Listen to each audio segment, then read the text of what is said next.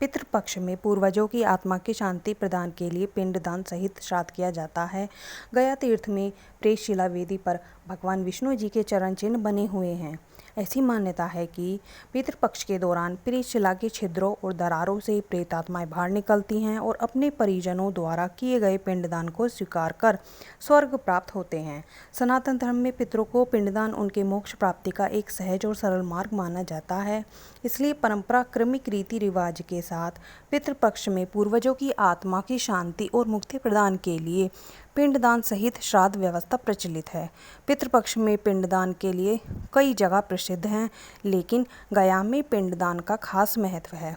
रामायण के अनुसार वनवास काल में जब राम और लक्ष्मण फल्गु नदी में स्नान कर रहे थे, उस समय माता सीता ने वहां किनारे में बैठकर दशरथ जी के आत्मा की शांति के लिए रेत की पिंडी प्रस्तुत कर सहस्रार्ध अर्पण की थी। पुराणों के अनुसार वही स्थान गया तीर्थ के नाम से प्रसिद्ध है।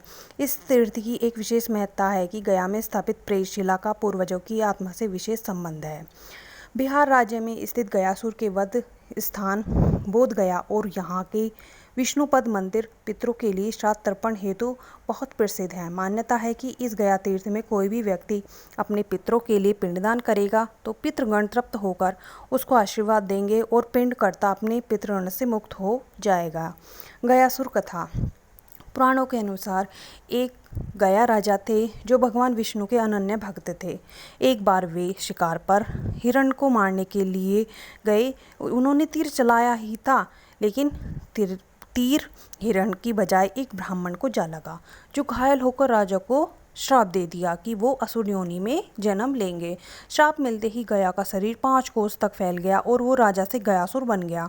भगवान विष्णु के भक्त होने की वजह से गयासुर में आसुरी प्रवृत्ति न आ पाई और वो अपना राजपाट छोड़कर जंगलवास के लिए चला गया। जंगलवासी होकर गयासुर ने कड़ी तपस्या की और ब्रह्मा जी को प्रसन्न कर वरदान प्राप्त कर लिया कि उसके दर्शन मात्र से पापी लोगों का भी उद्धार हो जाएगा। गयासुर तपस्वी होने के बाद वहाँ के असुरों ने अधिक से अधिक अत्याचारी बनकर पाप करने लगे और इसके बावजूद अंत समय में गयासुर के दर्शन कर पुण्य लोक को पधारे। ऐसा होने से स्वर्ग और नरक का संतुलन बिगड़ने लगा।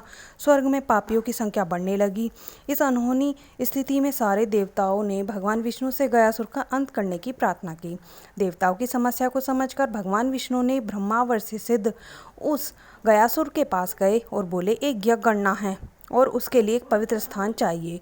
गयासुर ने कहा, हे प्रभु, मेरे दर्शन मात्र से ही सभी पापी लोग मुक्त हो जाते हैं, तो आप मेरे ऊपर ही हवन कर लें, क्योंकि इससे पवित्र जगह कुछ और नहीं हो सकती। भगवान विष्णु जी ने गयासुर पर यज्ञ कुंड स्थापन कर हवन किया, लेकिन कई प्रयास किए जाने के बाद भी गयासुर की मौत नहीं हुई।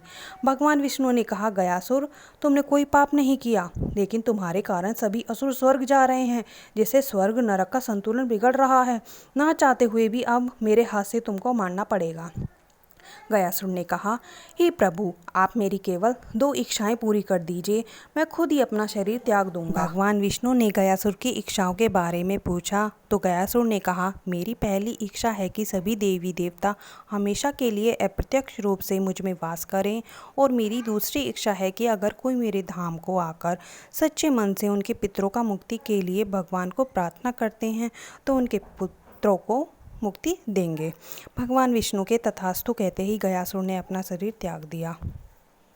तभी से यह मान्यता चली आ रही है कि गया में किया गया श्राद्ध या प्रार्थना से पितरों को मुक्ति मिल जाती है। गया में स्थित प्रेतशिला 876 फीट ऊंचा एक पर्वत है और पितरों से इस चट्टान का खास संबंध है।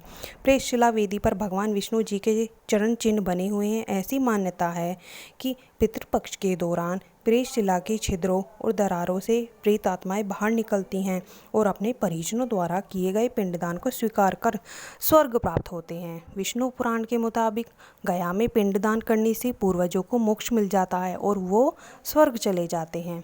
कुछ श्रद्धालुओं के मन में प्रश्न उभरता है कि पूर्वजों को गया तीर्थ में पिंड श्राद्ध देने से उनको तो मोक्ष प्राप्त हो जाता है, फिर घर में पूर्ववत हर साल उनके मृत्यु तिथि में श्राद्ध करने की आवश्यकता है कि नहीं? उत्तर में सिर्फ इतना कहा जा सकता है कि श्रद्धा से श्राद्ध अर्थ में गया श्राद्ध के बाद भी हमारे लिए हमारे पूर्वजों सदा श्रद्धा योग्य रहेंगे और हम श्रद्धा के साथ आगे भी श्राद्ध देंगे, क्योंकि हमारे परवर्ती पीढ़ी को दिखाना है कि काल नियम से पूर्वज अब हमारे घर में नहीं रहे तो भी क्या हुआ, हम सब उत्तर पीढ़ी के लोग उनके अपने हैं और हम उनको स्मरण कर श्राद्ध प्रदान करने की सनातन परंपरा को सुरक्षित रखना चाहते हैं।